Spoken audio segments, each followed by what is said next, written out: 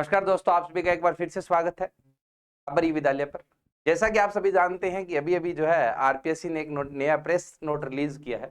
उस press note के अंदर जो है आरएस की जो एग्जाम प्रस्तावित था नवंबर के अंदर, उसकी डेट्स में बदलाव किया गया।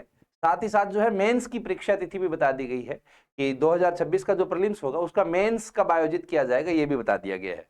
तो देखते हैं क्या बदलाव आरपीएससी ने किया है या क्या नई सूचना आरपीएससी ने जारी की है। तो पहली बात, जो प्रीलिम्स एग्जामिनेशन है उसकी जो नई तारीख दी है प्रारंभिक परीक्षा की, वो 6 दिसंबर 2026 जो है वो दी गई है। अब जो प्रीलिम्स है वो 6 दिसंबर 2026 को होगा। बहुत ज्यादा आगे नहीं खिसका है, थोड़ा सा बदलाव किया गया है। अब इसकी वजह से एक स्टूडेंट की रणनीति में क्या फर्क पड़ेगा या क्या नुकसान होगा, फायदा होगा, उसकी भी चर्चा अपने इसी वीडियो में करेंगे। मेंस एग्जामिनेशन है जो 1 से 2 मई 2027 के बीच में किया गया है। तो मोटा मोटा जो है 6 महीने का गैप रखा गया, एक बहुत बड़ा गैप है। अब ये गैप अपने आप में एक अच्छी बात भी है कि जो लोग पहली बार प्रीलिम्स की तैयारी कर रहे हैं, जो पहली बार आरएस दे रहे हैं, उन्होंने हो सकता है कि अभी तक मेंस के सब्जेक्ट कवर नहीं किए हैं, तो उनकी ये चिंता थी कि अगर हम प्रीलिम्स के अंदर घुसे तो शायद मेंस रह जाएगा।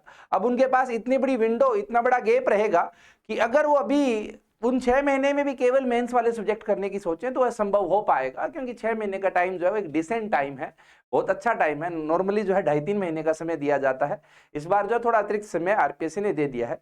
साथ ही साथ ये भी दर्शाता है कि आरपीएससी इस भर्ती को बहुत तेज गति से नहीं करवाना चाहती है। इस भर्ती को जो है आरपीएससी धीरे धीरे लेकर जाएगी ताकि 2028 के चुनाव जो है तब तक इसको खींचा जा सके। तो ये बदलाव किया गया। नई तारीख प्रीलिम्स की जो आई है वो 6 दिसंबर 2026 आई है और मुख्य परीक्षा मेंस की जो नई तारीख आई है वो 1 और 2 मई 2027 आई है। अब वही बात कि पहले जो प्लान था वो नवंबर 2026 में होना था प्रीलिम्स का, पर अब जो है डेट बदलकर 6 दिसंबर 2026 कर दी गई है। पहले मेंस की डेट आई हुई नहीं थी, अब मेंस की डेट आ चुकी है 1 और 2 मई 2027 जो है। अब बात आती है कि ये आपको महत्वपूर्ण तारीखें ध्यान रखनी है, कब परीक्षा होगी कब नहीं होगी। अब बात आती है कि ये जो बदलाव हुआ है इसकी वजह से एक स्टूडेंट को अपनी रणनीति में क्या परिवर्तन करना चाहिए, क्या नई चीजें उसको करनी चाहिए। तो देखो, वैसे तो कोई बहुत खास फर्क पड़ने नहीं वाला है, क्योंकि ऐसा भी नहीं है कि इन्होंने पेपर को बहुत आगे खिसका दिया है, माइनर सा चेंज किया गया है। और यह भी नहीं है कि सारे स्टूडेंट पूरा फुल शेड्यूल बनाकर ही चलते हैं। आप भी जानते हैं, मैं भी जानता हूं कि चीजें ऊपर नीचे होती रहती है। फिर भी अगर हम एक विद्यार्थी के नजरिए से देखें तो किसी भी स्टूडेंट को अब क्या करना चाहिए नई तिथि को ध्यान में रखते हुए। पहली बात, आपको अभी जो अपने रिसोर्स बेस को, जो किताबें हैं, जो चीजें आप पढ़ने की सोच रहे थे, उसमें आप थोड़ा सा विस्तार कर सकते हैं।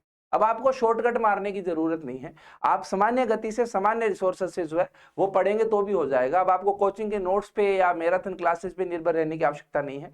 अगर आप डिटेल्ड स्टडी करेंगे तो भी आपके पास पर्याप्त समय रहेगा। तो एक बदलाव जो कोई स्टूडेंट कर सकता है वो ये कर सकता है कि जो बुक लिस्ट उसने बना रखी थी कि मैं ये पढ़ूंगा, उसमें थोड़ा सा विस्तार संभव है।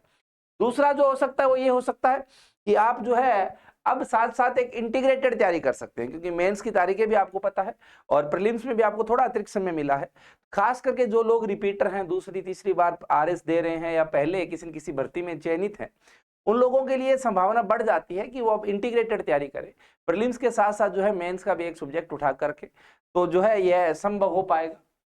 बाकी तो आपको जिस तरीके से आप तैयारी कर रहे हैं, टेस्ट सीरीज वगैरह आपकी जो चल रही है उसको चलने दे। क्या नहीं करना है वो भी थोड़ा सा समझ लेते हैं। क्या करना है वो तो वैसे ही पता होता है। पहली बात, जो परीक्षा में बदलाव है ये ऐसा नहीं है, ये इस चीज का संकेत नहीं है अब कि आपको आराम करना है। देखो, एक बार जो आपकी रिदम बनी है, जो ले बनी है पढ़ाई की, उस ले को अगर आपने खोया तो उसको वापस पाने में आपको बहुत समय लगेगा। एक दिन जो पढ़ाई, अगर आप 5-7 दिन पढ़ाई नहीं करते हो तो वो 5-7 दिन का नुकसान नहीं होता। नेगेटिव मार्किंग वाला कंसेप्ट चलता है। गलत क्वेश्चन का मतलब ये नहीं है कि केवल नंबर नहीं आए, गलत क्वेश्चन का मतलब ये है कि आए हुए नंबर में से भी नंबर कट जाएंगे। वैसे ही यहाँ पर आराम का मतलब ये नहीं है कि आपका केवल जो है समय वेस्ट हो गया, टाइम वेस्ट हो गया। यहाँ पर आराम का मतलब है कि आपने जो सीखा है वो भी आप लगातार भूलते चले जाओगे, मेमोरी लॉस होता चला जाएगा। तो इस तारीख को जो है आप इग्नोर कर सकते हो कि कुछ बदलाव आया है। करना है तो थोड़ा सा अपना रिसोर्स बेस बढ़ा दीजिए।